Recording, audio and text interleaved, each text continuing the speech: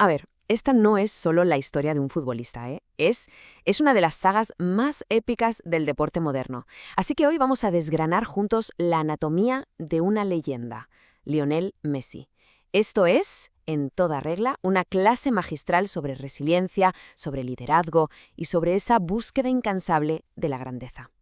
Y para entender de verdad la leyenda hay que empezar por aquí, con esta pregunta. Porque, ojo, esta fue la primera gran barrera, el primer gigante que tuvo que derribar en su viaje. De hecho, se podría decir que toda su carrera, absolutamente toda, ha sido la respuesta a este desafío. Bueno, pues todo arranca en Rosario, Argentina, imaginemos la escena.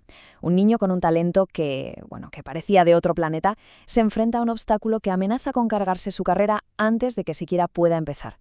Con solo 10 años, le diagnostican una deficiencia de la hormona del crecimiento.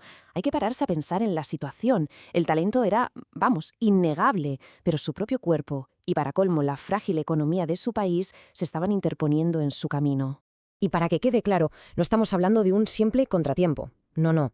Para un futuro atleta de élite, esta condición era, básicamente, una sentencia. La única salida era un tratamiento, pero su coste, era prohibitivo. Imposible de asumir. Y aquí es cuando llega el momento que lo cambia absolutamente todo. Es un giro de guión, casi de película. Carles Rexach, que era el director deportivo del Barça, se queda tan alucinado al verlo jugar que improvisa un contrato. ¿Dónde? En una servilleta de papel. Un gesto que parece simple, pero que fue inmensamente poderoso. El Barça se comprometía a pagar el tratamiento y, el resto, como se suele decir, es historia. Vale, con su salud ya asegurada, Messi llega a Barcelona y es ahí donde empieza a forjar su leyenda. Pero ojo, esto no es solo la historia de un jugador en un club, es la crónica de cómo un solo hombre transformó a todo un equipo en probablemente la fuerza más dominante del fútbol del siglo XXI. 672. Hay que pararse a pensar en este número, 672 goles. Es el récord absoluto para un solo club.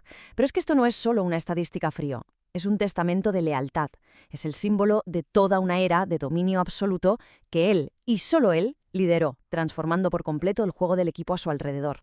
Y claro, ese dominio se tenía que traducir en títulos. Y vaya si lo hizo. Una década de una consistencia que parece casi irreal. 10 títulos de la Liga. 10.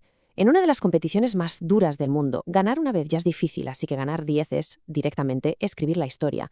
Y él era el motor de cada uno de esos campeonatos. Y si nos vamos al escenario más grande de todos, al europeo, a la Champions League, pues su reinado fue igual de implacable. La conquistó no una ni dos, sino 4 veces. 4.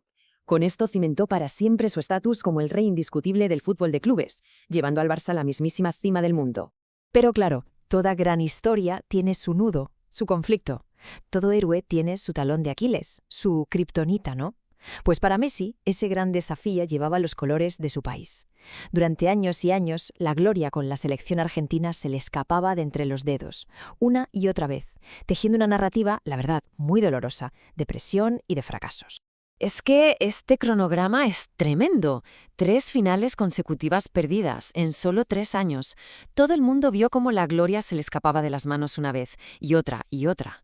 La crítica fue tan feroz que llegó incluso a renunciar brevemente a la selección. Fue, sin ninguna duda, el punto más bajo de todo su viaje. Pero, como decíamos al principio, la resiliencia es el tema central de esta historia. Y tras el calvario llegó el renacimiento. Se formó un nuevo grupo de jugadores, la famosa escaloneta, y con ellos llegó la oportunidad de, por fin, reescribir la historia. Este es el capítulo de la redención final. ¿Y qué redención? Primero, el maracanazo en 2021, ganar la Copa América en casa de tu máximo rival, en Brasil, y romper una sequía de 28 años sin títulos para tu país, casi nada. Y después llegó el momento cumbre en Qatar en 2022. En una de las finales más épicas y dramáticas que se recuerdan, Messi por fin levantó la Copa del Mundo. Con ese trofeo en sus manos, el debate sobre quién es el más grande de la historia, para muchísima gente, se acabó para siempre. Después de conquistarlo absolutamente todo, ¿qué queda? Pues muchos pensaron que el viaje había terminado, que ya estaba. Pero se equivocaban. Messi decidió iniciar un capítulo completamente nuevo, uno que está ahora mismo redefiniendo la cultura del fútbol, o del soccer, como dicen allí en Estados Unidos. Es que su decisión de fichar por la MLS no fue un simple traspaso. Fue literalmente un terremoto cultural.